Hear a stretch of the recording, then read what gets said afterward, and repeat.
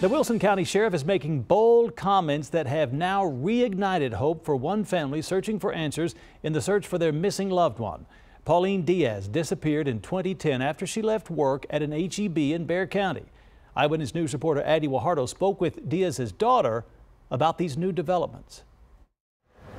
Pauline Diaz's face is familiar to Bexar County locals.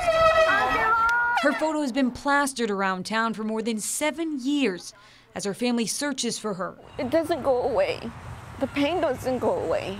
The pain intensified on Monday as authorities dug behind a home near Floresville, searching for her body. Diaz once shared the home with her former husband, Pedro Ruiz, a person of interest in the case. I mean, the minute I got the message, I was vomiting.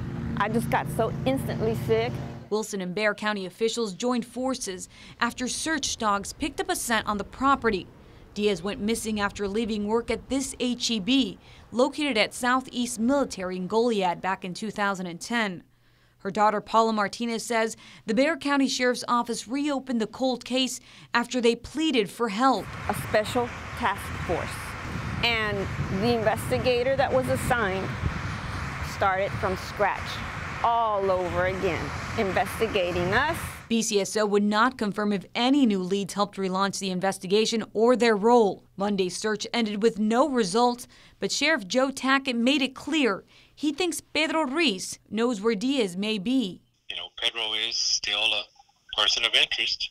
We're hoping maybe this being on the news again may cause him to fess up to it. I think he killed her, and he hit her. And I believe that's what he did. He was threatening her and stalking her. He was escorted out of HEB several times. Ruiz has been interviewed several times, but never charged with her disappearance. Addie Guajardo, KENS 5, Eyewitness News.